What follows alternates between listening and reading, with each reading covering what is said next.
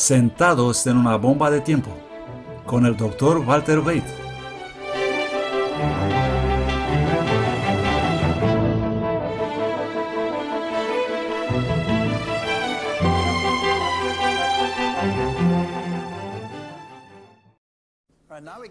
Ahora estamos llegando a algunos de los temas más pesados.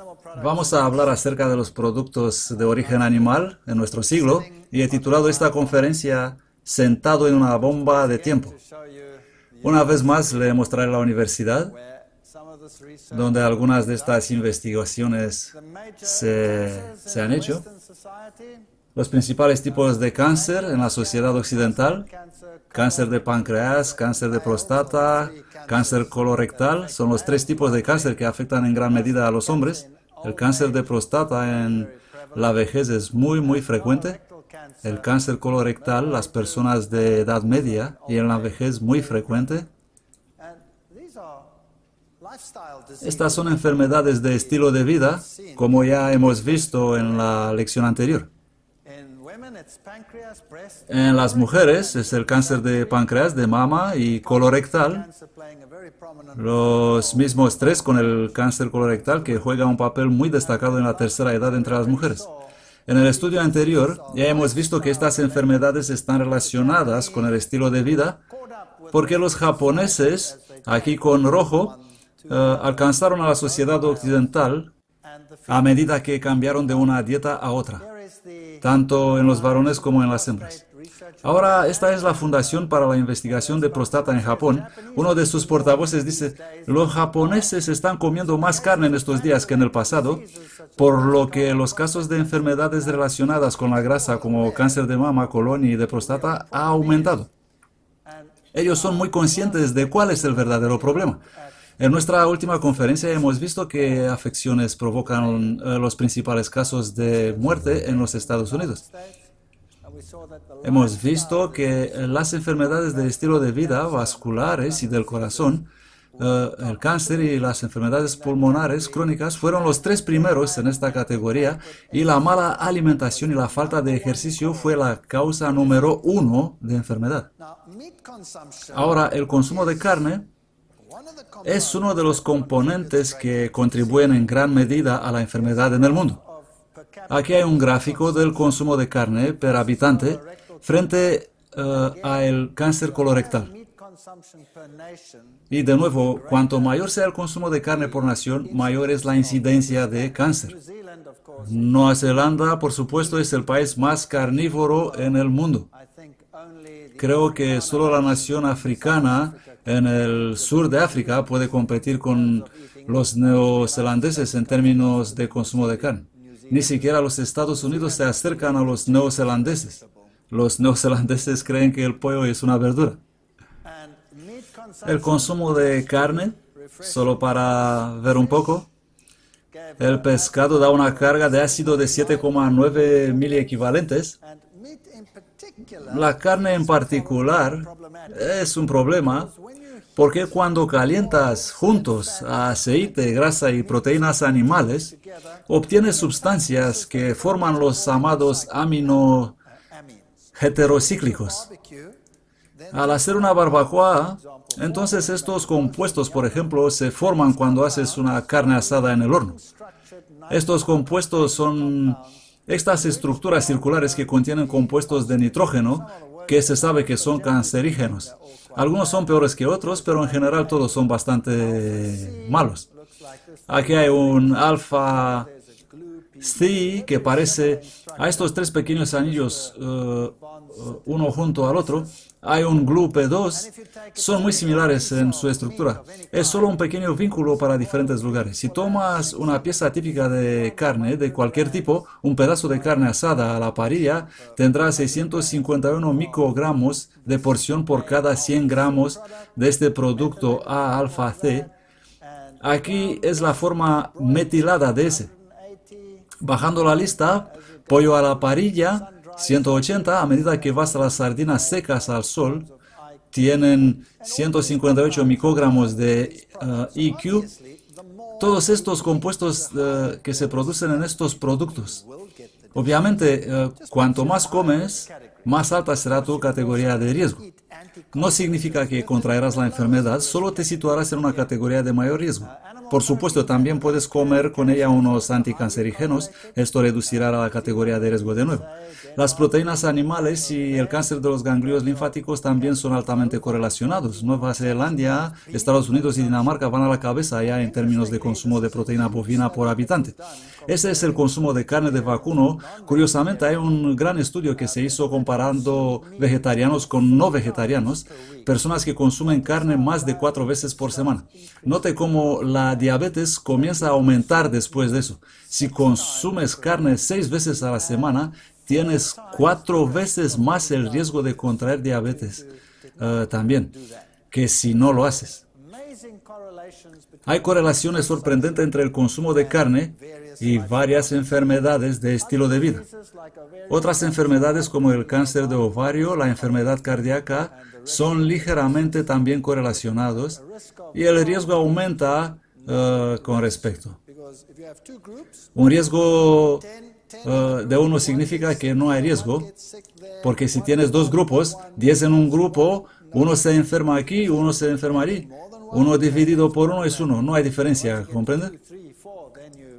Cualquier cosa más de uno se vuelve problemática. Una vez que llegas a 2, 3, 4, entonces realmente tienes que empezar a tomar notas.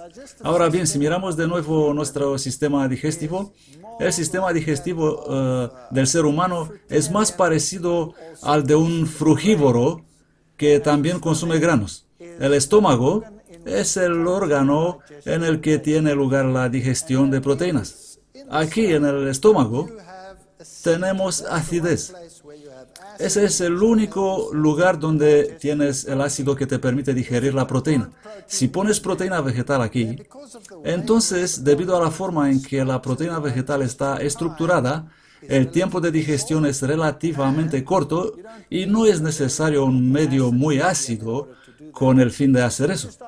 Tan pronto como empiezas a poner una proteína vegetal allí, se evacúa con bastante rapidez a través del duodeno. Después de unas horas, 3 o 4 horas como máximo, ya no está allí. Si pones proteína animal ahí, como carne de vaca, por ejemplo, o carnes, puede permanecer ahí durante 6 horas. Si pones una proteína como caseína, por ejemplo, puede permanecer ahí durante 10 horas o incluso más. Eso significa mucho más tiempo de exposición ácida y también un montón de tiempo de fermentación necesario para eso. Básicamente, cuanto menos proteína animal pones allí, mejor.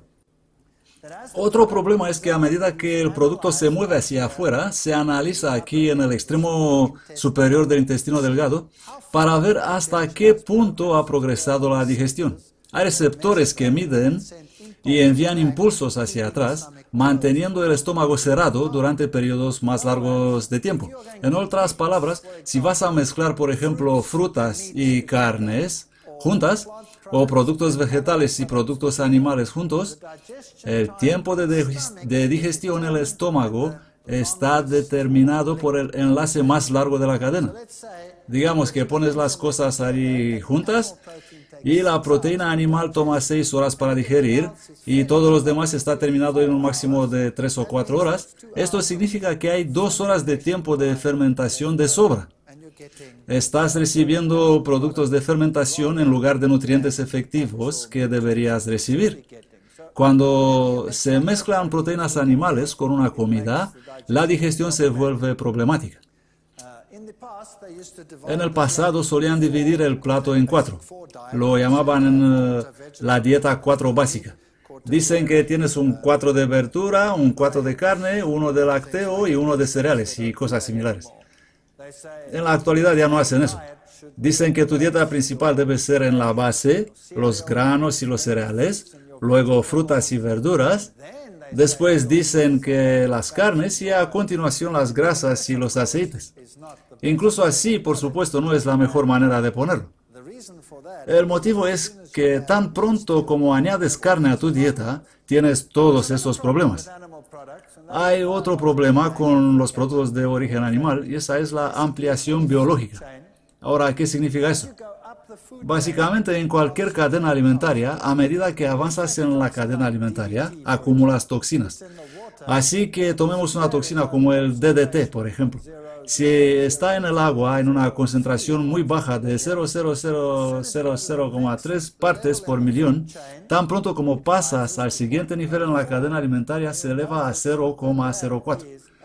Ahora te darás cuenta que eso es considerable. Tenías dos decimales ahí y tenías 2, 4, 6 decimales aquí. Hemos cambiado 4 decimales. Esto es 10.000 veces la capacidad de concentración. Así que la toxina está concentrada ahora. Allí y allí, la toxina está concentrada de nuevo, una y otra vez. Para el momento en que llegas a la parte superior de la cadena alimentaria, puedes tener una concentración de estas toxinas de un par de millones de veces. En aves, por ejemplo, los pelícanos en la vida marina, o el pescado, o lo que sea, la cáscara de sus huevos llega a ser tan delgada que cuando se sientan en ellos, en realidad los aplastan a causa de los altos niveles de toxinas. Y así estos animales comienzan a morir. Ahora, exactamente lo mismo sucede en una ganadería moderna. La ganadería moderna tiene técnicas de agricultura hoy en día con grandes parcelas agrícolas. Es totalmente diferente a lo que era en el pasado.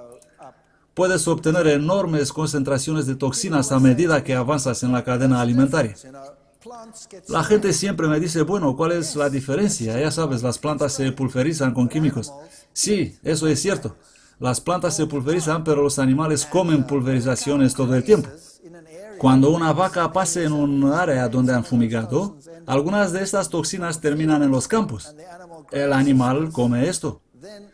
Luego, debido a que comen todos los días, acumulan y multiplican las toxinas que entran en los tejidos. Por lo tanto, los niveles de pesticidas, por ejemplo, en productos de origen animal, pueden ser más altos que en algunas plantas que se pulverizan directamente. Luego tienes otro problema. Las plantas no obtienen su materia orgánica del suelo. ¿De dónde obtienen las plantas su materia orgánica? Lo obtienen de la atmósfera. Dióxido de carbono y fotosíntesis. Construyen su propia materia orgánica. Por lo tanto, si un animal va a comer una planta o va a comer otro animal y en realidad va a incorporar esa criatura en su sistema y las toxinas se acumulan de este modo a medida que se asciende en la cadena alimentaria, por lo que todavía sales ganando con un producto vegetal.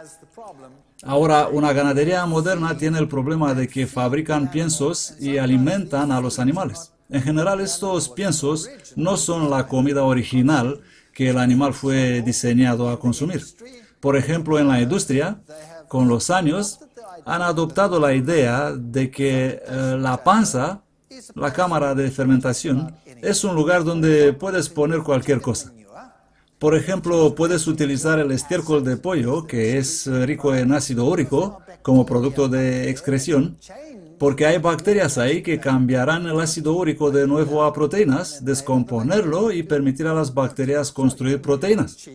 Puedes darle estiércol de pollo barato, pero ese estiércol de pollo también contiene otros compuestos, los productos de desecho de la gallina. Todas las drogas que el pollo ha tomado serán incorporadas a eso. Eso se forma en los tejidos. Cuando compras la carne, en realidad no compras solo la carne. Vas a comprar toxinas acumuladas y drogas de consumo añadidos directamente al organismo. Ahora, hemos hecho un montón de investigación con estas compañías. Estuve en una posición privilegiada al trabajar en una universidad de una sociedad previamente desfavorecida en Sudáfrica y así pude llevar a mis estudiantes a hacer investigación a casi cualquier institución, ya que podría forzar cualquier compañía.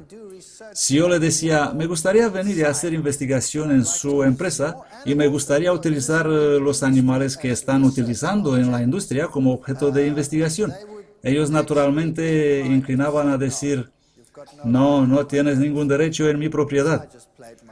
Así que yo jugaba mi carta de base y le decía, ¿me dices que no estás dispuesto a ayudar a los estudiantes de una sociedad previamente desfavorecida? Entonces estaban en apuros y me decían, bueno, Entonces yo iba y me hacía el trabajo. Puede parecer a veces que la investigación es algo malo, pero en realidad lo que haces es avanzar junto con la industria. Estos animales habrían pasado por ese proceso de todos modos. La mitad de los animales siempre se sitúan en una mejor posición de lo que estaban antes. No me gustan los experimentos con animales, pero en este asunto no iniciamos nosotros el proceso. Nosotros solo trabajamos con la propia industria.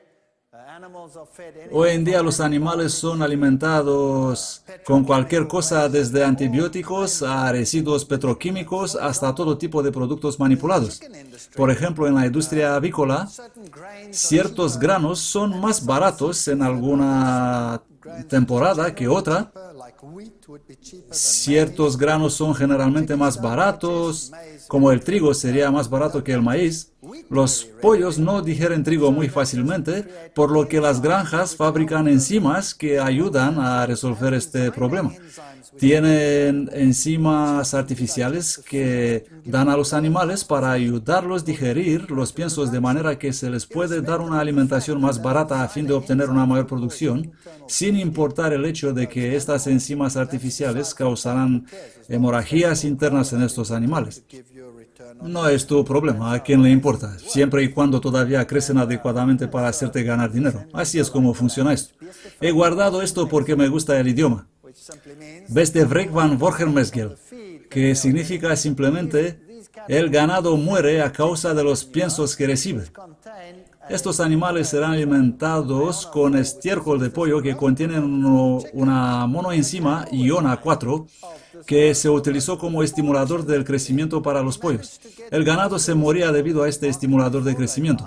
Afortunadamente, se las arregló en vender la mayor parte de su ganado al mercado antes de que muriesen, pero ya sabes, es un duro golpe perder todo tu ganado. ¿Qué quieren decir con ese afortunadamente? Eso significa que quien ha consumido lo que había en estos animales, los seres humanos, va bajando por la cadena alimentaria. El miedo y la cadena alimentaria, las toxinas en Bélgica. Los pollos belgas provocan otra oleada de ansiedad en Europa. En este caso fue la dioxina que estaba en la cadena alimentaria. Terminó en la cadena alimenticia de los cerdos y de los pollos y causa cáncer, por supuesto, una sustancia altamente cancerígena. Esta es la configuración experimental típica donde guardan pollos en corrales de engorde como estos. En un criadero de gallinas habitual, en una industria, habrá algo así, en una postura de puesta de huevos. Podrán más pollos en una jaula que la capacidad de la jaula para que estén bien apretados por no perderse energía en absoluto en términos de movimiento y demás. Todos estos pollos se convierten en máquinas de hacer huevos. Aquí está uno de los sectores en los que estuve trabajando con estos pollos. Este era uno de mis estudiantes de doctorado. Allí hay otro. Estábamos alimentando estos pollos así como lo hace la industria. Ahora, la industria tiene diferentes configuraciones y diferentes organizaciones. En esta empresa particular, utilizaban como uno de los principales elementos para los piensos harina de pescado. Harina de pescado mezclada con cereales. Dijimos, muy bien, queremos comparar esto con un alimento que no contiene harina de pescado, sin productos de origen animal. Hemos equilibrado las comidas y hemos preparado las proteínas equivalentes y todos los parámetros exactamente iguales. Un grupo recibió proteína animal y otro grupo proteína vegetal. Por lo tanto, así se presenta generalmente un pollo que come proteína animal. Y note las piernas decalcificadas, estos pollos no pueden caminar normalmente.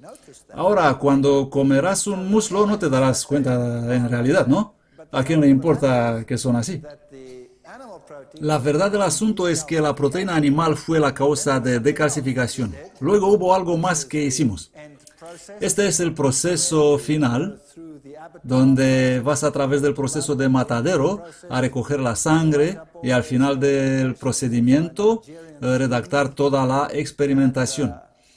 Ese era mi estudiante nigeriano. Lo que sucede en estos criaderos es realmente fascinante. Se enteraron de que a fin de prevenir enfermedades es bueno dar bajos niveles de antibióticos como medida preventiva. Es un truco que hace que sea económicamente viable. Si añades antibióticos, estás ayudando el sistema inmunológico en ahorrar energía, lo que llevará a más crecimiento en peso. Los antibióticos en niveles bajos actúan como promotores del crecimiento de los pollos, por lo que los pollos invariablemente se hartan con estos bajos niveles de antibióticos. Estábamos convencidos de que estos bajos niveles de antibióticos con el tiempo causarán resistencia a los antibióticos.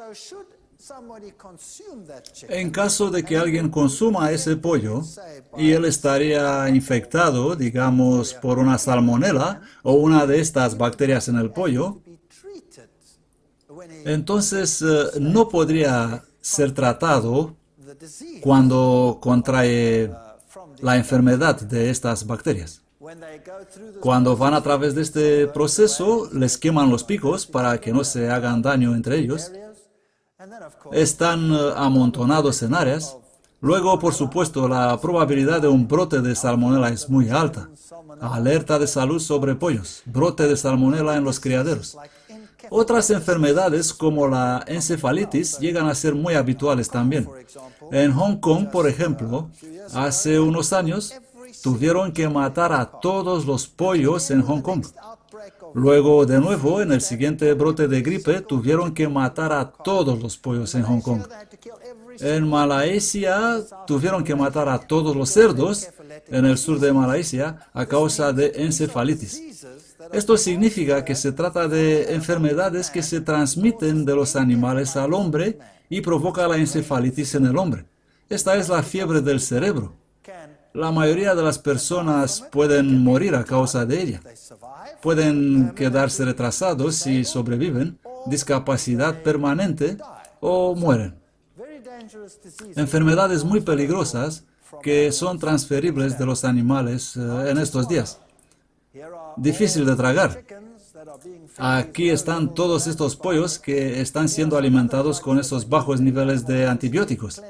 Estas son algunas otras drogas que se utilizan en la industria animal. El clenbuterol, por ejemplo, es una droga que se utiliza en el ganado para que crezcan más rápido, pero es una droga altamente peligrosa para el consumo humano. Está prohibido en la mayoría de los países, pero en este caso se puede ver que incluso en países como Alemania hay escándalos regulares debido a que los granjeros están realmente utilizando estas drogas en el mercado negro. ¿Sabes? Si consigues sacar tu ganado al mercado un mes antes y tienes 1000 cabezas de ganado, eso es un gran ahorro financiero.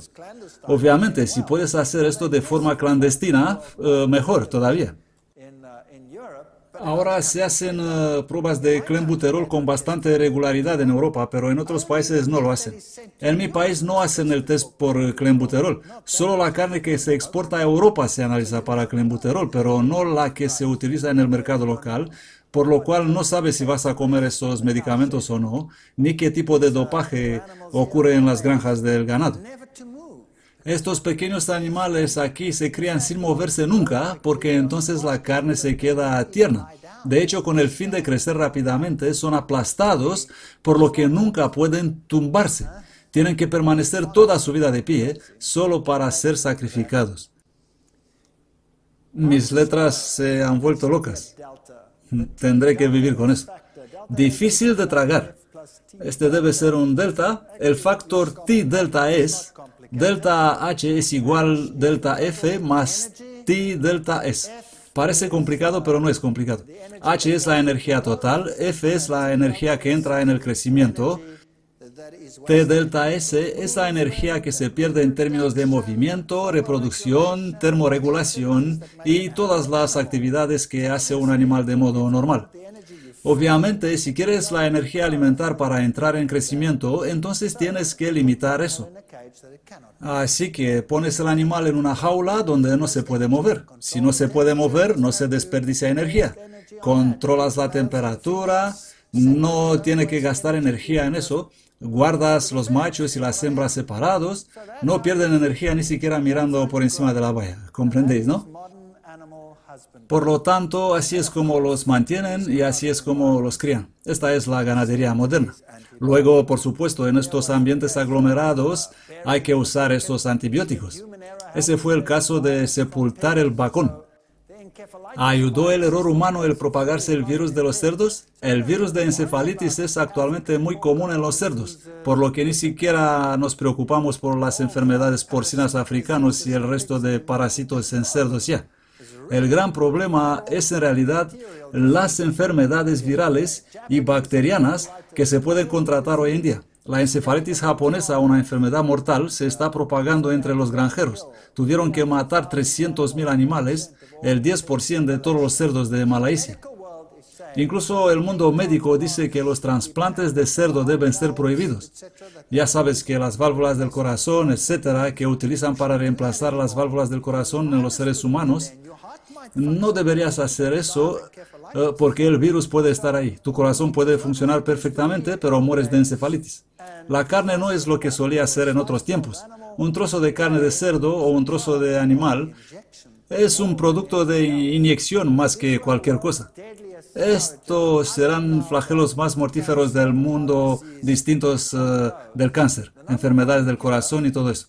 La principal causa de muerte de las enfermedades infecciosas es la infección respiratoria aguda, de hecho infección bacteriana o viral, que mata alrededor 4,3 millones de personas cada año.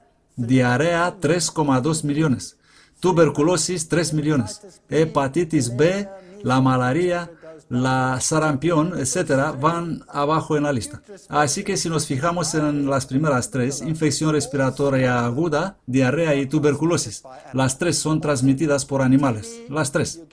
La tuberculosis se obtiene de los productos animales, en particular de los productos lácteos. La diarrea es causada por bacterias, en su mayoría bacterias de productos de origen animal, por lo tanto de los productos lácteos y los productos cárnicos, algunos de ellos también del agua contaminada. Pero la mayor parte de esas y las infecciones respiratorias se deben a la respuesta inmunitaria baja que hace que sea posible su desarrollo. Si miramos a mediados de los 80, verán que la infección bacteriana comenzó a aumentar en nuestro planeta en mediados de los 80. Simplemente se disparó. Esa es Campylobacter. Es una bacteria que se encuentra en gran medida en el pollo y causa diarrea. La salmonela es, por supuesto, la otra. La intoxicación alimentaria también comenzó a aumentar en los mediados de los 80. Si nos fijamos en el historial veterinario de 85, ellos te dirán que sospechaban que los antibióticos se utilizaban para combatir las prácticas zootécnicas.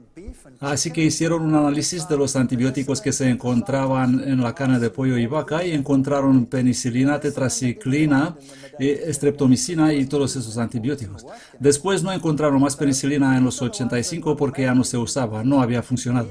Estos son los que se utilizan principalmente. En la carne de vacuno estaba la tetraciclina, streptomicina, cloranfenicol y la gentamicina. En cualquier muestra analizada en el 86, de cualquier muestra aleatoria de carne, se encontraba ese antibiótico. En los pollos, los porcentajes fueron hasta el 90%, la streptomicina se encontraba en el 93% de cualquier pollo aleatorio.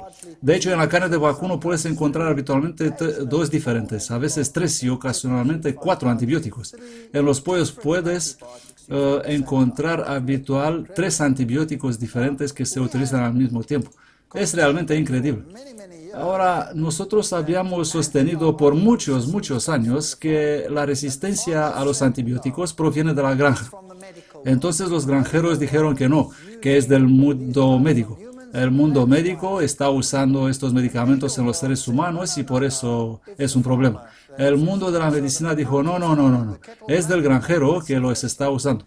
Se acusaban unos a otros y se pasaban la pelota continuamente. Hemos diseñado un experimento muy simple para resolver realmente el asunto. ¿De dónde viene la resistencia de las bacterias a los antibióticos? México en los años 80 mostró la penicilina, 100% de resistencia. Todas estas bacterias, cualesquiera que fuesen, de Staphylococcus a salmonelas, todas ellas estaban a más de 100% de resistencia. Por lo tanto, la penicilina ya no funcionaba en absoluto a mediados de los 80.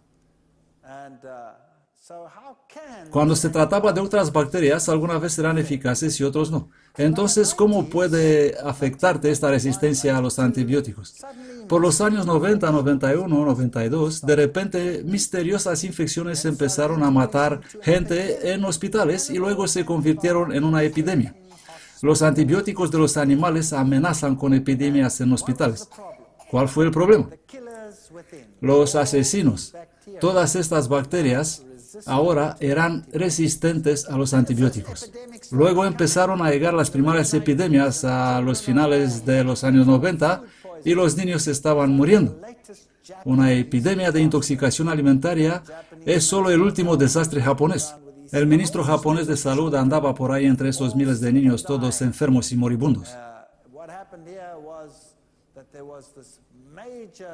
Lo que pasó allí fue que hubo un gran desastre de la carne que había sido contaminada con E. coli.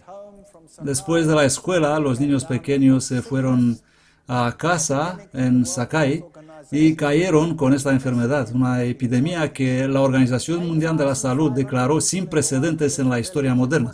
8.500 personas en un pequeño pueblo.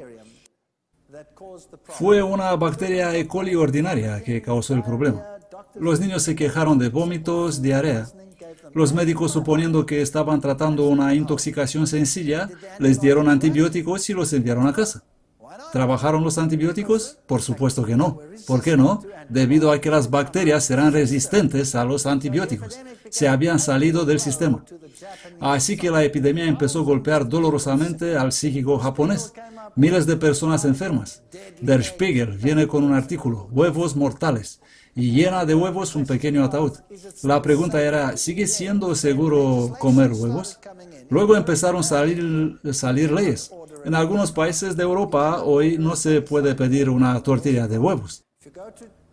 Y no puedes pedir un huevo frito solo por un lado en un restaurante. Si vas a Francia y pides un huevo medio crudo, en el que la yema sea suave, si el cocinero te lo da, va a la cárcel. No está permitido, está contra la ley. Nada es lo que era antes. España comenzó a introducir legislaciones, luego Bélgica, con el tiempo se extendió a toda Europa.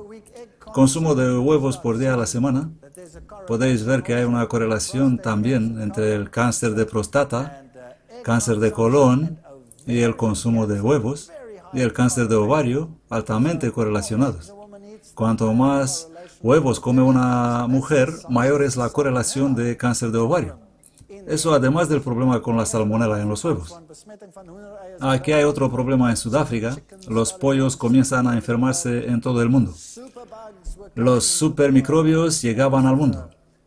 Esta es una revista de ciencia que informó de que la mayoría de las enfermedades de la Campylobacter, Salmonella, E. coli, Listeria, esa es una mala. Si tienes infección de listeria puedes quedarte ciego. Si estás embarazada puedes dar a luz a bebés nacidos muertos, los bebés deformes. Es terrible tener esa bacteria. La mayor parte de ella proviene de aves de coral, leche cruda, agua no tratada, huevos, pollo, carne de vaca, carne picada, leche cruda, comida semipreparada, mariscos. Estos son los número 1 que provocan estas infecciones. Nosotros queríamos resolver el problema. ¿Es de la granja o es del mundo médico? Se diseñó un experimento muy simple. Nosotros hemos sido los primeros en demostrar esto. Estamos muy contentos por eso. Hicimos este pequeño experimento. Fuimos a un matadero y razonando que si tomamos una muestra de los animales, así como vienen de la granja, y analizamos esa carne por resistencia de las bacterias a los antibióticos, y la comparamos, digamos, con un minorista, con carne que no ha sido manejada por muchas personas en la cadena hasta que esté finalmente en el estante del supermercado, debemos encontrar lo siguiente. Por ejemplo, vamos a tomar cualquier de ellos, estafilococo, y vamos a ver en el matadero. Encontramos que la bacteria, según salieron del matadero, mostró una resistencia de 90,5% a la tetraciclina. Pero cuando fuimos al minorista, solo encontramos el 79,5% de resistencia. Y eso era constante en toda la línea. 7,9 versus 3,9, 93,7 versus 72,4, 14,3 versus 7,17, 5 versus 14,1. Así que la resistencia fue siempre superior a nivel de matadero que a nivel de minorista. Esto nos dijo de dónde vienen. Venían de la granja. Los animales procedían de la granja. Analizamos las bacterias, eran muy resistentes. Ahora, los seres humanos tienen la misma bacteria. También tenemos la bacteria estafilococo en nosotros. Ahora, cuando manejamos la carne y bajamos por la línea del procesamiento de alimentos, eventualmente al minorista, se añaden las bacterias de los seres humanos. Si la resistencia disminuye, eso significa que se añadieron bacterias menos resistentes. Si la resistencia subió de esa forma, eso significa que se habían añadido bacterias más resistentes. Un experimento simple como este demostró que la resistencia provenía de las granjas. Publicamos esto y se desató el infierno. ¿Podéis imaginar los grupos de presión o técnicos? Cuán enojados eran que habíamos afirmado que podemos probar que se trata de los criaderos. Realmente malas noticias. Básicamente, cuando comes estos productos con su antibiótico, entonces las bacterias que recibes es un problema. Ahora piensa en esto. Tienes un niño pequeño y ese niño pequeño tiene una infección del oído. Vas al médico, el médico le receta un antibiótico. La infección del oído mejora porque el antibiótico va a matar la bacteria. ¿Solo mata aquella bacteria o también elimina a todas las bacterias en tu cuerpo? Matará a todas. Ahora, mientras estás en tratamiento antibiótico, tienes menos bacterias de lo normal, ¿verdad? Ahora, digamos que el niño bebe un vaso de leche o come un huevo y hay una salmonela ahí. Se mete en el cuerpo y allí encuentra pocas bacterias que compitan con ella. Eso significa que es muy feliz para crecer allí. Y las bacterias existentes están bastante mareadas porque están tomando antibióticos, pero este nuevo tío que vino del vaso de leche o del huevo no se preocupa por el antibiótico. ¿Por qué no? Porque se ha vuelto resistente, así que no le importa. De repente el niño tiene, ¿qué? Diarrea. Ahora vas al médico y dice, ¿sabe? El oído es mejor, pero el niño tiene diarrea. ¿Qué le dio el doctor? Un antibiótico. ¿Se hizo el efecto o no? No. Ahora, ¿ves? Eso está bien si eres un adulto. Un adulto tiene un cuerpo grande y un montón de agua en el cuerpo. Si tienes diarrea y te enfermas de eso, bueno, tienes una buena cantidad de reservas en tu cuerpo. Pero si eres un niño, tienes tus reservas que se van muy rápidamente solo debido al tamaño. Si eres viejo y frágil y débil, no tienes ninguna resistencia tampoco. ¿Quién estará lo más incapacitado por resistencia a los antibióticos? Los niños pequeños y las personas viejas y frágiles. Todos ellos morirán como moscas y no hay nada que podamos hacer al respecto. Así que si viene una ola de nuevas enfermedades infecciosas, como el SARS, por ejemplo, o cualquier parecida, es muy frecuente en la actualidad, y no tenemos la medicación para tratarlos, y no tenemos una capacidad inmunitaria que funcione correctamente, entonces tienes problemas. La solución para vivir en el mundo de hoy es mantener tu sistema inmunológico en buenas condiciones. Eso significa no aditivos en los alimentos, muchas frutas y verduras en tu dieta y mantenerse alejado de los alimentos generadores de ácido como los productos de origen animal y estarás mejor. Un guiso de carne no comestible. Bueno, la carne fue retirada aquí en los Estados Unidos. En todo el mundo hemos tenido muchas megas epidemias en Escocia, en Suiza, por todo el lugar. Los asesinos por todas partes. No estamos viviendo en la misma sociedad en que vivía el abuelo y la abuela. Entonces, ¿qué dice la gente? La gente dice, bueno, vamos a tener que renunciar a estas carnes que son peligrosas, vamos a cambiar a las especies exóticas. Empiezan a pasar a la carne de avestruz, que es una industria en auge.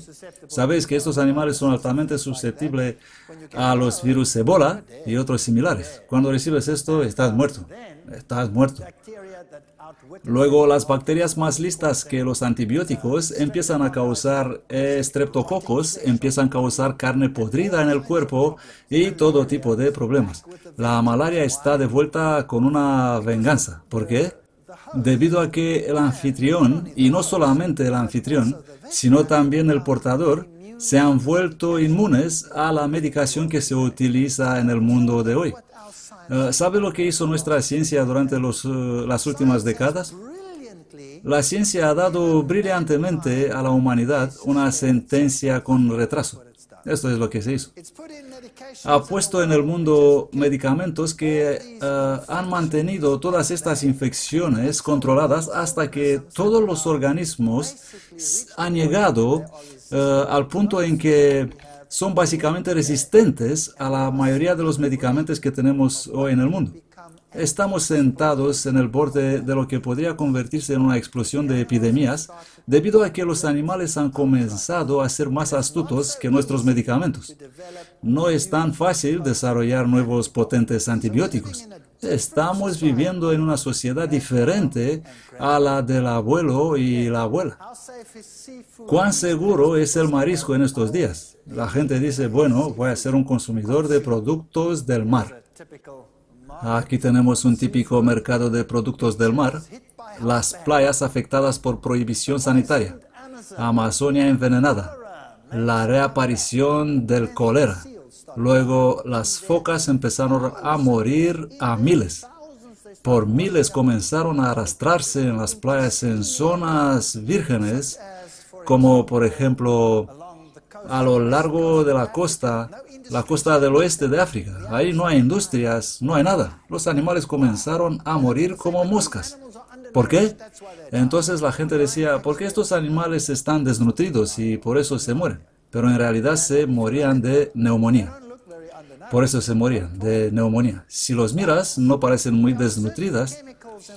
No, en absoluto, pero hay ciertas sustancias químicas en el agua que no existían hace unas décadas.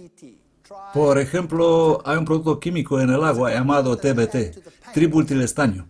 Es un compuesto que añaden a la pintura de buques petroleros. Solo está permitido para los petroleros. Pintan el petrolero para impedir a los percebes pegarse de los petroleros. Todos los demás deben ser raspados para quitar manualmente los percebes. Este compuesto mantiene los percebes alejados porque es difícil limpiar un buque petrolero. Ahora la concentración en el océano es muy baja. Quiero decir que es increíblemente baja. A medida que se asciende en la cadena alimentaria, está incrementando. Una foca en realidad puede tener un máximo de 50 microgramos por cada 100 gramos de grasa. ¿Qué sucede? La foca está nadando por allí. Ella es normalmente muy saludablemente feliz. Nada malo le pasa. La toxina se almacena en su grasa. Ahora hay una pausa de comida. Digamos que para un día o dos el pescado es escaso o durante unos días. ¿De qué vive durante la escasez de comida? De su grasa. Quema grasa. Mientras quema grasa, el TBT se escapa en el sistema sanguíneo. Cuando está en el sistema sanguíneo, el sistema inmunológico se va. El sistema inmunológico deja de funcionar. Aparecen las bacterias infecciosas y el cuerpo no tiene resistencia, hace neumonía y muere. Ahora imagine de dónde sacaron el TBT. De los peces que estaban comiendo. Ahora imagine que empiezas a comer pescado con regularidad. Eso significa que vas a obtener los mismos compuestos que las focas, más el PCB y todos los otros compuestos que se encuentran por allí. ¿Dónde se almacenan? En tu grasa. Ahora estás bien porque están básicamente inactivos. Los has almacenado en la grasa. Entonces un día te enfermas. Tienes una gripe normal y te sientes mal. Tienes un poco de fiebre, estás en la cama y estás comenzando a quemar. Te quedas en la cama. No tienes hambre y tienes temperatura. ¿Qué es lo que quemas con el fin de suministrar esa energía? Tu grasa. ¿Qué sucede con aquellos compuestos? Se escapan en la sangre. ¿Qué le hacen a tu sistema inmunitario? Lo noquean. Entonces llegas súper enfermo. Luego, de repente, en vez de tener una gripe y un resfrío, en realidad empiezas a toser como loco y terminas con neumonía, eventualmente doble pulmonía, y ya estás en el hospital. Todo el mundo dice, ya sabes, los bichos son más duros en estos días. No, no, no. Los bichos no son mucho más fuertes. Nuestra capacidad para enfrentarlos es cada vez más pobre. ¿Os parece correcto? Nuestra capacidad para enfrentarlos es cada vez más pobre. Las personas que entran en un estilo de vida saludable y comienzan a perder peso de repente, se pueden poner muy mal de salud. ¿Por qué? Debido a que todas las toxinas acumuladas están entrando en el cuerpo e incapacitan el sistema inmunológico. Se enferman y dicen, wow, será mejor que vuelva a mi dieta normal. No, la manera de hacerlo es reducir poco a poco y con eficacia y beber muchísimo y muchísimos fluidos y líquidos de desintoxicación para lavar estas cosas fuera de tu sistema. Entonces empiezas la vida con grasa limpia. Grasas omega 3. ¿No te dicen que tienes que comer pescado para conseguir tu omega 3? ¿Sí o no? Ahora, ¿es cierto o no es cierto? Vamos a mirar esto brevemente. Echemos un vistazo a la situación general de los peces. El contenido de colesterol de varias especies de peces y aceite de pescado y carne de vacuno, por ejemplo. La carne de vaca tiene 79 miligramos de colesterol, 115 para el aceite de arenque, 73 el aceite de salmón, aceite de sardinas 106 y aceite de hígado de bacalao 86. Por lo tanto, el colesterol en el pescado es como en cualquier otra cosa.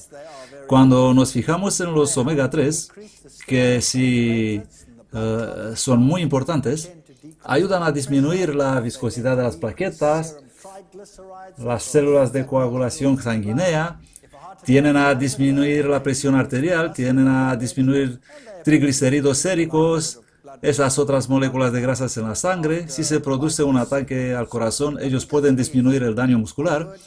Parece que disminuyen la probabilidad de bloqueo de los vasos sanguíneos después de cirugías de bypass. Los omegas 3 son buenos y son saludables. Los necesitamos en la dieta. Se nos dice que el pescado es la mejor fuente para ellos. ¿Qué trastornos pueden beneficiarse de los omegas 3? La artritis reumatoide. Necesitamos mucho omega 3 en nuestra dieta. La enfermedad primario de Raynaud, psoriasis, las enfermedades gastrointestinales. Estas son enfermedades de piel y estas son enfermedades intestinales. La enfermedad de Crohn, estas son las enfermedades nerviosas, depresión, el exceso de agresividad, carcinomas, que es el cáncer y varias enfermedades pulmonares. Ya sabes, los omegas 3 son muy buenos para ti. Esta es la vía metabólica. El primer ácido graso que estamos tratando aquí es el ácido graso alfa-linoleico. Es uno de los ácidos grasos esenciales que encontramos en las plantas. Estos son convertidos por una enzima que se llama delta 6 desaturasa y otra enzima llamada elongasa y otra más hasta que tengamos una grasa llamada ácido eicosapentaenoico. Ese arriba, el ácido alfa-linoleico, es un ácido graso omega y el ácido eicosapentaenoico es otro. Este de aquí, el ácido eicosapentaenoico, es el que se encuentra en el pescado. Ese es el único que se encuentra en plantas. Las plantas tienen alfa-linoleico y el pescado tiene ácido eicosapentaenoico. Si tuvieras que obtener tus ácidos grasos omega de las plantas, ese es el que se obtendría. Entonces tienes las enzimas de tu sistema para convertir lo que necesitas en eso. ¿Eso tiene sentido? Bien. El ácido eicosapentaenoico es el que determina la fluidez de la sangre, por ejemplo. En caso de tener demasiado de esto, ¿cuáles serían los factores de riesgo? Trombosis, accidentes cerebrovasculares, todo tipo de problemas por demasiado ácido eicosapentaenoico. Así que las plantas no tienen ácido eicosapentaenoico. Si el argumento fuera cierto que tenemos que conseguir nuestros omega 3 del pescado, entonces el mismo argumento debe ser cierto para cualquier otro animal en el planeta. Eso significa que un elefante y cada angulado en el mundo y todos los herbívoros en el mundo en realidad deben comer pescado, pero no lo hacen. Ellos consumen ácido alfa-linoleico y luego hacen tanto ácido eicosapentaenoico cuanto necesita el cuerpo. Por tanto, no entraría en una categoría de riesgo de accidentes cerebrovasculares o trombosis u otras enfermedades por el estilo. Entonces, ¿de dónde es mejor obtenerlo? ¿De una planta o de un pez? Tómalo de una planta.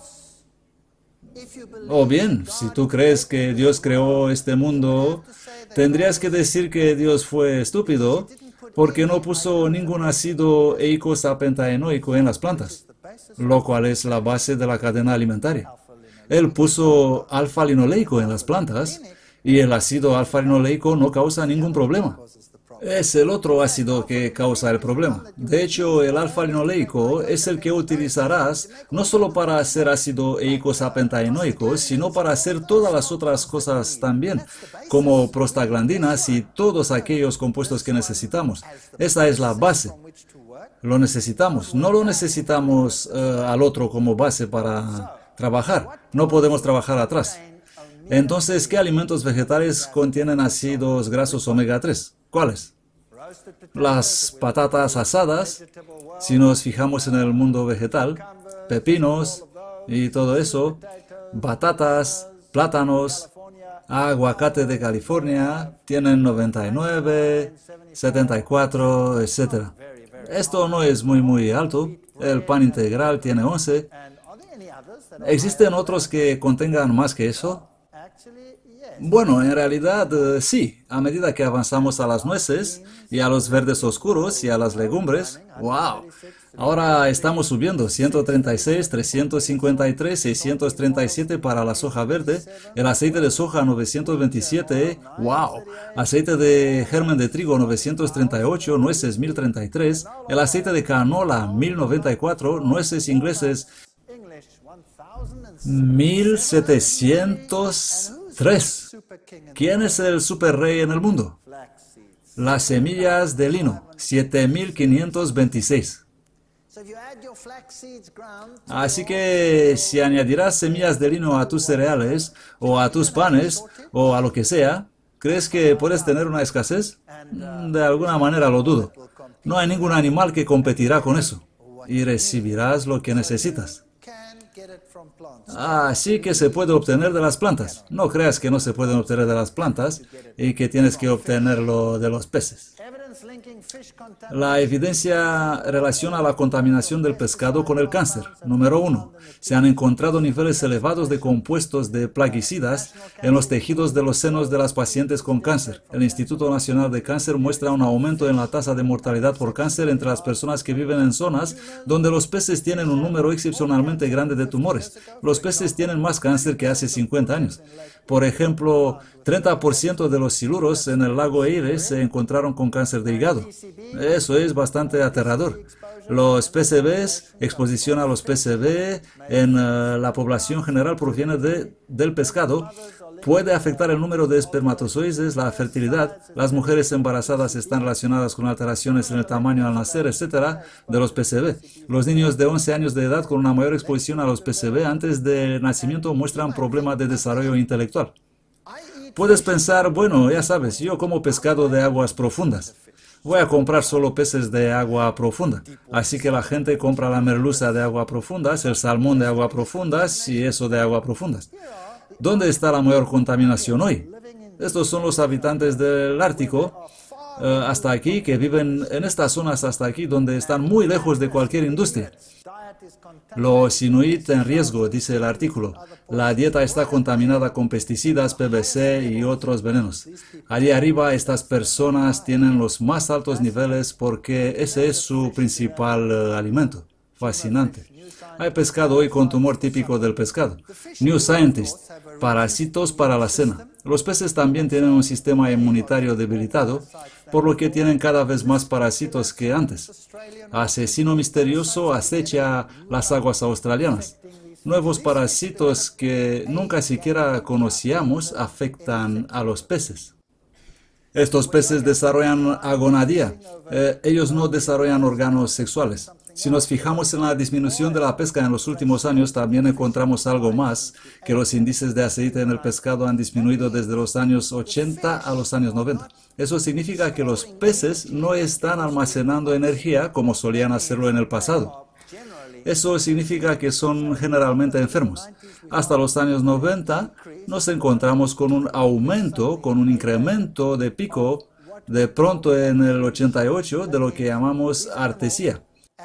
Eso en realidad significa que esos animales comienzan a producir huevos, pero no tienen la energía para terminar el proceso, así que no se multiplican. El mundo de los peces desde los años 80, cuando las altas toxinas de la industria comenzaron a cobrar su precio, no es lo que solía ser. Siempre estoy un poco preocupado cuando salen ya fritos, dice la caricatura. Sí, así que parece que la estructura general de alimentos en el mundo, la estructura de coral de engorde, cría de animales, el mundo de la pesca, todo eso es un problema. Luego tenemos algunos nuevos acontecimientos emocionantes. Cerebros locos, la enfermedad de la vaca loca. En los seres humanos se llama síndrome de Creutzfeldt-Jakob. ¿Cuál fue la causa? Encontramos que era un prión. Ahora, hace muchos años atrás, empezamos dando conferencias sobre estos temas. Y hace muchos años puedes comprobar nuestros informes del pasado de cómo hemos empezado a advertir que estas cosas se convertirían en epidemias. La gente se reía de nosotros. Estoy hablando de hace 12, 15 años. Hoy en día nadie se ríe más. Enfermedad priónica. ¿Qué es eso? Un prión es una pequeña proteína que se produce en el cerebro. Millones y millones de proteínas llamadas priones viven en el cerebro. La anormal se ve como una doble hélice. En una anormal, la proteína se aplana hacia afuera en láminas. Miremos eso en un momento. De repente los animales comenzaron a volverse locos. Los bovinos comenzaron a golpearse la cabeza contra las paredes. Luego comenzaron a sacar espuma y caer y se volvían locos. ¿Qué pasó? Normalmente los priones, representados aquí por estas pequeñas proteínas azules, se producen en el cerebro entre las células nerviosas. Forman funciones importantes para ayudar a transmitir los impulsos y otras actividades en el cerebro. Como ya he dicho, por lo general tienen esta estructura de hélice. Ellos se tuercen así. De vez en cuando puede suceder que un prión se convierte en anormal y luego se aplana como una lámina. Se parece a esto, un prión convertido. De repente es diferente. Se adhiere de manera diferente. Su carga es diferente. En vez de extenderse entre las células nerviosas así, en realidad va y se sienta en las células nerviosas. Se juntan en la célula nerviosa. Más tarde cubre toda la célula nerviosa y la célula no puede intercambiar oxígeno más y muere.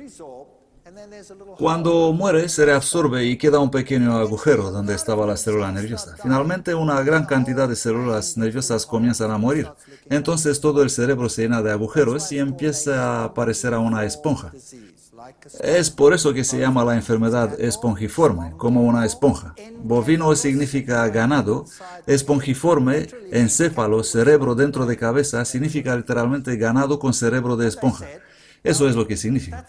Ellos dijeron, bueno, eso es muy malo para un combate, pero afortunadamente no está mal para nosotros. Solo significa que tenemos que comer más carne, porque todo ese ganado va a morir, así que vamos a comerlo.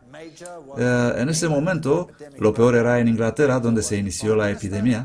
Lo peor fue el primer ministro que dijo, no se preocupen, no hay ningún problema, no puede afectarle, todo está bien. Spiegel no le creyó y sacaron esta pequeña caricatura con él. He comido carne durante toda mi vida y puedo asegurarle que nunca me causó ningún daño. ¡Mo! Ahora bien, el hecho de la cuestión es que, bueno, eso tiene algo que ver con el cerebro y no afectará la carne. Todo irá bien si coméis la carne, pero no el cerebro. La epidemia empezó en los años 80, luego en 92 llegó a su punto máximo. Miles de cabezas de ganado se vieron afectados, de ahí las pruebas que se hicieron. Con el tiempo llegó tan lejos que mataron exactamente todo el ganado en todo el territorio británico. La epidemia estuvo bajo control al final de los años 90. ¿Qué pasó?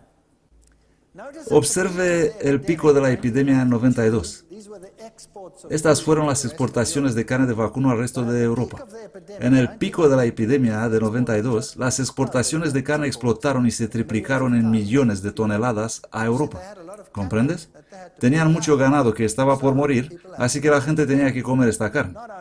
No solo eso, lo que no se muestra en este gráfico es la enorme cantidad de cadáveres que en realidad fueron triturados, secados y enviados como piensos para la alimentación. Este pienso se utilizó en toda la industria animal. Fue utilizado para piscifactorias, se utilizó en las granjas de pollo, se utilizó en todas partes. Ellos comenzaron a alimentar estos animales con este pienso. Entonces el pez comenzó a tener los llamados tambaleos, cuando el pescado ya se puso enfermo, los peces locos. Ellos dijeron, pero sin duda eso no puede saltar la barrera de las especies. El síndrome Creutzfeldt-Jakob era el de los humanos. Ese comenzó a aumentar. Entonces ellos dijeron, no se preocupen, no se preocupen. Incluso si un ser humano puede infectarse, tardará 80 años en desarrollarse. Ya sabe, no pasa nada. Dentro de 80 años no vas a estar por aquí para preocuparte más por eso. Luego los niños empezaron a morir. Los jóvenes comenzaron a morir. Este tenía 21 años. Eso voló la teoría de los 80 años. En 94, la enfermedad de las vacas locas ya se estaba transmitiendo a los gatos. ¿Comprendes? Ellos han tomado la carne y un montón de ella entró en la industria de las mascotas. Los animales estaban recibiendo la comida para mascotas y recibían la enfermedad de las vacas locas. Así que ahora no podrían en 94 decir que no cruzaba la barrera de las especies. Así que lo que sucede es que cuando recibes este prión anormal en el sistema y se pone en contacto con un prión normal, el prión normal se convierte en anormal como un efecto dominó. El primero golpea y derriba toda la línea. Todos tus priones se vuelven anormales y luego ya tienes la enfermedad. ¿Cuán rápido puede desarrollarse la enfermedad? Bueno, a continuación los niños empezaron a morir. Entonces se dieron cuenta, wow, tenemos un problema. Entonces dijeron, quemadlas. Así que quemaron todo el ganado en los campos. Por desgracia no se dieron cuenta que no había suficientemente calor como para destruir el prión. ¿Comprendes? El prión no se digiere en el intestino y no es destruido por el calor. Es demasiado pequeño y demasiado compacto. Así que la próxima temporada, cuando el animal murió, la hierba creció un poco mejor ya que había un montón de abono allí. El ganado comió el pasto y consiguieron la enfermedad de las vacas locas. Entonces se dieron cuenta. Debemos incinerar el ganado. Eso era muy caro. Incineraron el ganado, pero para entonces el primer bebé nació con el síndrome de Creutzfeldt-Jakob. Los bebés nacieron con él. Aquí hay un escaneo cerebral de un joven de 17 años con la enfermedad de Creutzfeldt-Jakob. Esa es la parte destruida del cerebro. Esa fue la imagen del mes de febrero de 2001. Pequeños bebés con el síndrome de Creutzfeldt-Jakob. Así que finalmente se dieron cuenta, no podemos alimentar a los humanos con esto. Y decidieron incinerar todos los animales. Sin embargo, los piensos habían sido exportados en casi todo el mundo. Entonces, ¿qué han hecho con su enfermedad? Lo habían exportado. Cada nación dijo que no es un problema. Miren, dijeron, esta es la situación. Aquí hay una vaca normal. Todo que está rojo por aquí es donde tienes 1 billón de priones por gramo, por lo que evite todo lo que está rojo. Este es el sistema nervioso. Entonces, si vienes a lo que es amarillo, las glándulas y los intestinos y la médula ósea, tiene 1 millón de priones por gramo. Tal vez no deberíamos comer los huesos. Así que hacen leyes en Europa que no permiten comer hueso. No se permitía comer un entrecote, por ejemplo. Hay que cortar el hueso y solo se come la carne, porque la carne tiene menos de 10 priones por gramo. ¿Cómo se hacen las salchichas? Se meten en los intestinos, ¿verdad? Así que mira eso. Estás recibiendo 1 millón de priones por gramo, lo que era un problema. La leche también tiene 10 priones por gramo, pero si se trata de un efecto dominó, ¿cuántos priones quieres entrar en tu cerebro? No me gustaría recibir ningún prión anormal en mi cerebro. Por lo tanto, esto es lo que sucedió. Empezaron a decir, solo utilizaremos la carne y nada más. Ahora, ¿cómo procesan la carne? Este era en un mercado de carne típico en Smithfield, en Londres. Esta es la forma en que procesan la carne. Aquí el hombre lo está cerrando. Ahí está el cadáver. ¿Dónde hace el primer corte antes de que se cuelgan así? Justo bajando por el medio. Justo bajando por el centro. Dos mitades. Ahora, ¿qué usan para cortar? ¿No es una sierra de cinta? Eso va directamente a través de las áreas con miles de millones de priones per gramo y manchan todo el resto. ¿No es el ser humano un poco tonto? De repente, la enfermedad de las vacas locas no se limita a Europa, pero comenzó en Europa. Por cierto, esa es Europa, la prostituta que fue violada por Zeus. Der Spiegel confirmó que era la encefalitis espongiforme bovina. Todo el mundo comenzó a prohibir importar carne y decir, no, solo nuestra carne autóctona, solo tenemos nuestra carne. De repente fueron los huevos mortales y ahora tenían la carne mortal. Ahora era la carne mortal. Los Estados Unidos dijo, nosotros no tenemos ningún problema. ¿Pero tienen algún problema ahora? Oh, ya veo. ¿Tiene Canadá ahora un problema? Sí. ¿Podría la enfermedad de las vacas locas extenderse aún más? ¿Sí o no? Nosotros solo hemos visto la punta de iceberg. Luego hubo un susto en el sur de África. A finales de los 90 ya se había extendido por todo el mundo. Estamos sentados sobre una bomba de tiempo. Entonces, las pruebas podrían precisar el riesgo de las ovejas locas. En los ovinos se llama scrapie. El scrapie es muy frecuente. Estuve en Islandia al final del año pasado. Eso fue hace solo unos meses. ¿Adivina qué? Islandia tiene las normas más estrictas en cuanto a la importación de carne o a la importación de cualquier producto de origen animal. No utilizan ni compuestos de otros países porque tienen esas reglas estrictas acerca de la preservación de su medio ambiente. ¿Adivina qué? Tienen la enfermedad de oveja loca estallando en Islandia. Tuvieron que destruir todo el rebaño de un agricultor particular. Fue interesante para mí, muy interesante. Incluso en ese país, aquí a finales de los años 80, los médicos del Hospital de Veteranos de Pensilvania realizaron la autopsia de 54 pacientes con demencia y descubrieron que el 5,5% habían muerto de la enfermedad de Creutzfeldt-Jakob. Mientras que los Estados Unidos decía que el problema no existe en el país, en el 89 ya habían publicado en la revista Neurology que era frecuente. Scientific American, en 1995, la enfermedad de Creutzfeldt-Jakob aparentemente ha sido transmitida por los trasplantes de córnea, electrodos cerebrales, instrumentos quirúrgicos, la inyección de hormonas de crecimiento humano. Fascinante. Los anales de la Academia de Ciencias de New York advirtieron y dijeron, existe justificación amplia para considerar una similar protogénesis para la enfermedad de Alzheimer. Entonces algo más comenzó a aumentar. Para el año 2001 acabamos el gran susto de la enfermedad de vacas locas, que no se ha ido aún, que se está gestando bajo la superficie a punto de estallar, cuando de repente hubo un tremendo choque de tuberculosis. La tuberculosis choca a los granjeros en Alemania. Primero fue la crisis de la enfermedad de vacas locas, ahora tuvimos la crisis del pienso para cerdos. La tuberculosis también. Esta tuberculosis es transmisible a los seres humanos. Esta se creía extinta en Alemania durante muchos años, pero de repente la leche y la carne y todo esto contiene esta bacteria otra vez. Estamos en riesgo de contraer tuberculosis de estos animales. Luego la fiebre aftosa.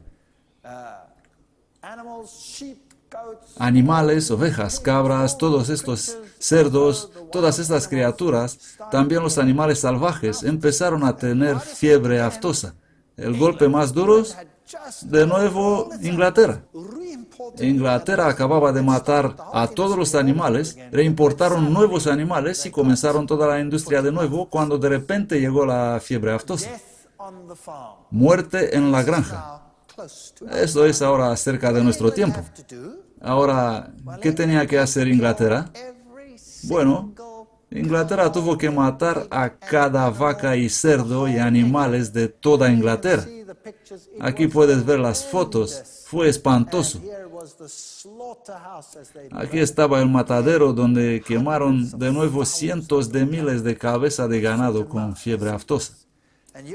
Europa se negó a importar carne de Inglaterra. Ahora, esta es una historia fascinante. El resto del mundo también obtuvo la fiebre aftosa. Tenías un brote por todas partes. Lo tenías en Australia, lo tenías en el sur de África. El brote fue casi universal. ¿Qué hicieron las otras naciones? Las otras naciones dijeron, bueno, eso es ridículo. Inglaterra ha perdido un tornillo. ¿Por qué matar a todos estos animales y por qué deshacerse de todo ese capital, dinero? Ahí hay una manera mucho más fácil para hacer frente a esta enfermedad y eso es lo que hicieron los demás países. Hicieron enormes granjas de cuarentena, y pusieron cientos de miles de cabezas de ganado con fiebre aftosa en cuarentena. Luego las inmunizaron a todas vacunadas. Luego, con el tiempo, la enfermedad estaba bajo control y el problema se resolvió. Todo el conjunto de animales fue inmunizado con vacunas. Ahora, ¿qué hace la vacunación? Así como la palabra lo dice, nos hace inmunes. ¿Correcto? Esto es lo que hace la inmunización. Lo hace a uno inmune. ¿Consigue eliminar el vector? ¿O la causa? No. Él solo te hace inmune a la causa. Ahora, previamente, pienso en esto. Si el ganado no fue inmunizado y contractó la fiebre aftosa, sabías que ese animal estaba contaminado. ¿De acuerdo o no? Ahora, ¿qué hicieron con él? ¿Cómo lo hicieron en Inglaterra? Mátalo, quémalo, y ya está. Si la enfermedad no está en otros animales, significa que ninguno de ellos lo tiene. Eso es cierto. Ahora todos están inmunizados. ¿Puedes saber cuál lo tiene y cuál no lo tiene? No. Así que cuando lo comes, buen apetito. Buen apetito. Bueno, ellos dicen, no mata a los seres humanos, no mata a los seres humanos, no hace eso. Simplemente causa ampollas y ampollas en la boca y una gripe terrible, eso es todo. No es tan malo, no te va a matar, así que no es demasiado problemático. Pero si llegamos a esta línea, con el tiempo podemos tener una transferencia de plasma entre las bacterias y otros organismos y ellos pueden crear nuevas variedades de brotes problemáticos como el SARS y todo eso. ¿Qué estamos haciendo en realidad? Mantener una industria viva para que podamos tener el producto para comer mientras estamos criando superasesinos. ¿Saben que esperan brotes que podrían acabar con ciudades enteras? ¿Saben que están esperando esto? ¿Por qué? ¿Solo para seguir comiendo lo que comíamos antes? Ya hemos visto en las primeras conferencias que la dieta más saludable en el mundo es una dieta rica en alimentos de origen vegetal. De hecho, la mayoría de los animales en el mundo subsisten principalmente con alimento de origen vegetal. ¿Cuántos problemas podríamos evitar si dejaríamos los productos de origen animal? Increíble. Nos beneficiaríamos en cada punto. Si dejaríamos las mantequillas, tendríamos un sistema cardiovascular mejor. Si dejaríamos de comer carne, no estaríamos expuestos a estos riesgos que todo el mundo está expuesto. Tendríamos una mejor capacidad para hacer frente a lo que viene. No estoy diciendo que no se va a enfermar. Solo estoy diciendo que tendría una mejor capacidad de sobrevivir. El artículo dice, estamos en estado de suspensión de la animación espantosa. Solo estamos esperando y rezando porque esta es nuestra peor pesadilla. Así que comenzó a propagarse por todo el mundo. La humanidad con sus medicamentos está creando una bomba de tiempo que tarde o temprano va a explotar. La caricatura dice, ¿yo? ¿Encefalitis espongiforme bovina? No. Solo tengo fiebre aftosa normal y la voy a exportar a todo el mundo. Me gusta este tipo. Es un tipo interesante. Está teniendo una hamburguesa típica. ¿Sabes que puedes tener una hamburguesa vegetal que sabe tan bien como la otra y que ni siquiera notas la diferencia? Y a veces tiene mejor sabor. ¿Por qué somos tan reticentes en los días en que vivimos, con toda la experiencia culinaria que hay por ahí en el mundo, a cambiar la hamburguesa y reducir nuestro riesgo? ¿No tiene sentido? La vida sin carne. La revista Time tuvo esta foto maravillosa aquí con todas las verduras y puso las preguntas. ¿Pueden los alimentos vegetales reemplazar la carne? ¿Dónde está la carne? La respuesta es sí. Pueden, pero la decisión de si queremos hacer esto o no es nuestra. Lo que he hecho en esta conferencia es solo mostrar el estado de cosas en el mundo para ayudarles a tomar esta decisión. Sea cual sea la decisión, es su problema y su asunto, y que nadie os diga cuál es su deber. Si tienen los hechos, ¿no tendrá algo en que basar su decisión? Eso es lo que he hecho. Ya les he dado los hechos. Ahora ustedes pueden tomar una decisión. Ahora, cuando nos encontramos de nuevo mañana, vamos a hacer frente a algo que realmente no se puede perder, ya que muchos de ustedes podrían decir, bueno, está bien, pero la conferencia de mañana, bueno, digamos que no te la pierdas. Se llama Ubremente Increíble. Y luego hay otra que sigue y que va a poner todo en la perspectiva de no estar más desgraciados, sino alegres. Pues vamos a ver las alternativas y ver lo que tenemos en el almacén.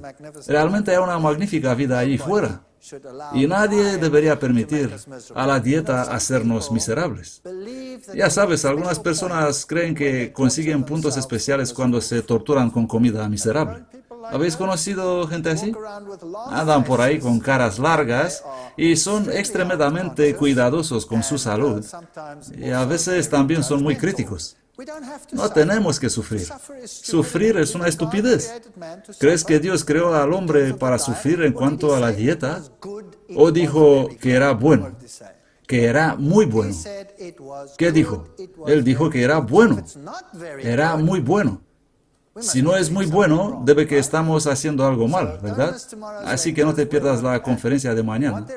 Vamos a ver lo que hay que hacer, cómo eludir los problemas. Gracias por escuchar.